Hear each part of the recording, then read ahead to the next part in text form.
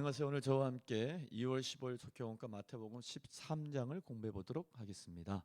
13장에는 7가지 하나님 나라 비유가 나와 있습니다. 우리 예수님께서는 하나님 나라를 이 땅에 오셔서 가르쳐 주셨습니다. 그런데 그 가르쳐 주시는 방식이 비유의 방식으로 가르쳐 주셨습니다. 비유는 쉽고 또 재미있는 월등한 교육의 방법입니다. 어른에서 어린아이까지 누구나 들으면 쉽게 이해할 수 있기 때문에 예수님은 비유를 사용해서 하나님 나라 말씀을 많이 가르쳐 주셨습니다. 이와 같은 교육 방법으로 인해서 공생의 3년 동안 예수를 만난 사람들, 또 예수님께 하나님 나라를 들었던 사람들은 모두 다 쉽게 천국에 대한 이해를 가지게 되었습니다. 특별히 예수님께서는 눈높이, 사람들의 눈높이에 맞는 비유로 또 가르쳐 주셨습니다. 예를 들어서 농부에게는 씨 뿌린 자의 비유 또는 겨자씨 비유 같은 비유를 통하여서 하나님 나라가 어떤 나라인지 가르쳐 주셨고, 또 주부에게는 누룩의 비유, 음식을 만드는 누룩의 비유를 통해서 또 천국에 대해서 가르쳐 주셨습니다. 또 그런가 하면은 어부에게는 그물의 비유를 통해서 가르쳐 주셨고, 상인들에게는 진주장사, 진주와 같아 천국은 그와 같은 말씀으로 다양한 계층, 농부, 주부, 또 어부, 상인들에게 눈높이에 맞는 비유의 말씀으로 하나님 나라를 쉽고 재미있게 가르쳐 주셨습니다. 이것은 자기 백성을 향한 하나님 예수 그리스도의 배려고 사랑인 것을 깨닫게 됩니다. 그렇다면 마태복음 13장에 나온 7가지 하나님 나라 비유, 천국 비유는 어떤 비유가 있을까요? 오늘 속교원과 본문의 말씀에 나오는 씨 뿌린 자의 비유가 있고, 가라지 비유도 있고, 겨자씨 비유도 있습니다. 그런가 하면 누룩의 비유, 그리고 값진 진주의 비유, 그물의 비유, 감추어진 보화의 비유, 이렇게 7가지 비유가 있습니다. 모두 다 하나님 나라에 대해서 설명을 하고 있고, 이 비유들 잘 이해하면 하나님 나라가 어떤 나라인지 성경적 이해를 가지게 됩니다. 오늘은 씨 뿌린 자의 비유, 가장 먼저 등장하는 비유인데 그 비유의 말씀을 함께 나누도록 하겠습니다. 이스라엘은 우기와 건기가 명확합니다. 우기는 비가 오기 시작하는 때가 10월부터 비가 시작이 됩니다. 그리고 3월까지 계속해서 비가 내립니다. 10월부터 3월까지를 우기로 봅니다. 보통 10월 말부터 비가 내리기 시작을 합니다. 건기는 비가 한 방울도 오지 않는 날씨를 얘기를 하는데 4월부터 9월까지 비가 오지 않습니다. 건기라 그렇게 불립니다. 그래서 농부들은 이른 비, 즉 10월 말 또는 11월에 내리는 그 이른 비가 내릴 때 씨를 뿌리고, 늦은 비 3월에 비가 내릴 때 3월이 지나 4월경 건기가 시작될 때 그때 수확을 시작을 하게 됩니다. 예수님 시대 농부들은 씨를 뿌린 뒤에 쟁기를 이용해서 그것을 덮는 방식으로 농사를 많이 지었습니다. 그러다 보니까 씨를 먼저 이렇게 흩뿌리게 되죠. 그러면 그 씨가 길가나 또 비난 돌밭이나 가시떨기에 떨어지는 경우가 아주 흔했습니다. 강수량에 따라서 수확량도 많이 달라지고, 결실하는 땅의 땅의 그 토질에 따라서 또 결실의 양도 많이 달라졌습니다. 따라서 이 비유를 통해 얘기하고자 하는 것은 바로 토양은 우리의 마음, 오늘날 하나님 나라 말씀을 받는 우리들의 마음의 상태에 대해서 얘기하는 것이고, 씨는 말씀, 곧 말씀이 가진 생명력에 대해서 강조하고 있다, 이렇게 이해하시면 되겠습니다. 말씀 나누기 보겠습니다. 1번 문제, 예수님이 무리에게 씨 뿌린 자의 비유를 들려주시며 언급하신 네 종류의 땅은 각각 무엇인가요? 첫 번째는 길가, 그리고 돌밭, 가시덤불, 그리고 좋은 땅, 이렇게 4가지 땅이 나옵니다. 길가에 대한 설명이 뒤에 보면 또 이어져서 예수님이 해주고 있는데, 말씀이 떨어졌지만 딱딱하여서 새들이 와서 다 쪼아 먹었다. 사단이 와서 다 그들의 말씀을 가져가 버린 것이죠. 말씀이 전혀 뿌리를 내지 못하는 그런 딱딱한 마음을 의미하는 것이고, 돌밭은 이렇게 뿌리를 내리지만 곧 타서 죽게 되죠.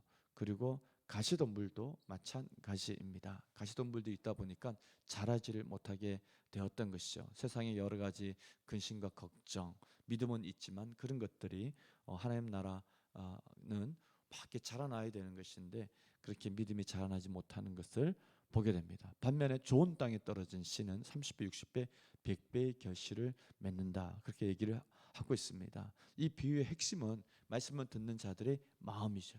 이어지는 내용에 보면은 그들은 들어도 듣지 깨닫지 못하고 보아도 알지 못한다 그렇게 말씀해 주셨는데 보고 듣는 귀가 영적인 귀가 다 닫혀버린 그런 상태, 마음이 굳어진 상태는 그 어떠한 좋은 말씀이 떨어져도 말씀이 뿌리를 내지 못한다라는 것을 얘기해주고 있는 것입니다.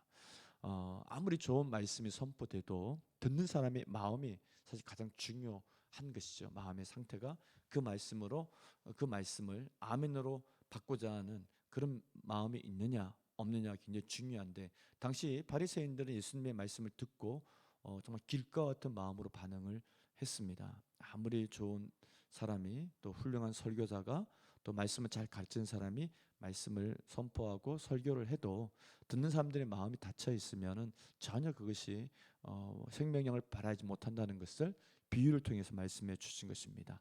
따라서 좋은 땅을 가진 마음은 듣고 믿고 순종할 수 있는 마음, 하나님의 말씀을 잘 듣고 경청하고 그 들은 말씀을 잘 믿고 바로 순종할 수 있는 마음이 바로 30배, 60배, 100배 결실을 맺는 좋은 마음입니다. 따라서 늘 내 마음을 살펴봐야 됩니다. 나는 길가와 같은가 돌밭과 같은가 가시덤불 상태인가 아니면 좋은 땅인가. 두 번째 문제, 예수님이 천국의 비밀을 비유로 전하신 이유는 무엇인가요? 11절 말씀에 보면 천국의 비밀을 너희에게는 아는 것이 허락되었지만 그러나 허락되지 않은 사람들에서 얘기를 합니다. 13절을 보면 내가 그들에게 비유로 말하는 것은 그들이 보아도 보지 못하며 들어도 듣지 못하며 깨닫지 못함이니라. 이 말씀을 오해하면 마치 천국의 말씀을 듣는 것은 어떤 특정한 사람에게만 허락된 것으로 이렇게 이해할 수 있는데 그렇지는 않습니다.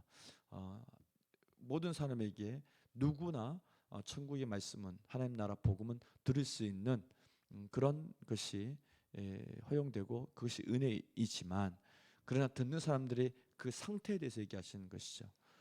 보아도 보지 못하고 들어도 듣지 못한다. 이사야서의 말씀을 인용하시면서 말씀하신 것입니다. 아무리 선지자를 통해서 말하고 선포해도 그걸 들어도 깨닫지 못하고 보아도 보지 못하는 그 시대 남유다 백성들의 완악한 마음을 인용하시면서 지금 이 시대 예수님 시대에도 사람들의 영적인 상태가 보아도 깨닫지 못하고 들어도 깨닫지 못하는 보아도 보지 못하는 그런 영적인 소경, 영적인 기머거리가 된 상태를 지적을 해 주신 것입니다. 예수님 시대에 그와 같은 사람들이 많이 있었다는 것을 알게 됩니다. 그래서 우리는 늘 영적인 눈이 열려져야 되고 영적인 귀가 열려서 보는 것을 보고 알 수 있어야 되고 믿을 수 있어야 되고 또 듣는 것을 잘 들어서 깨달아서 영적으로 우리는 살아 있어야 될 줄로 믿습니다. 그래서 이번 문제의 대답은 비유로 말씀하신 것은 보아도 보지 못하고 들어도 듣지 못하고 깨닫지 못함이라. 사실 비유로 말씀하셨기 때문에 사실은 더 잘 깨달아야 되는 것인데 그렇지 못한 안타까움이 있는 것을 보게 됩니다. 말씀 다지기 읽고 마치겠습니다. 어떤 마음으로 하나님 말씀을 듣느냐에 따라 결실이 다릅니다. 하나님은 제자들에게 천국의 비밀을 알도록 허락하셨습니다. 따라서 제자들은 들을 귀 있는 자로서 하나님 말씀을 듣고 삶에서 열매를 맺어야 합니다. 사탄의 계략과 세상의 유혹에 넘어가 길가, 돌밭, 가시떨기 같은 마음이 되지 않도록 조심해야 합니다. 좋은 마음으로 하나님 말씀을 듣고 순종할 때 100배, 60배, 30배의 결실을 볼 수 있습니다.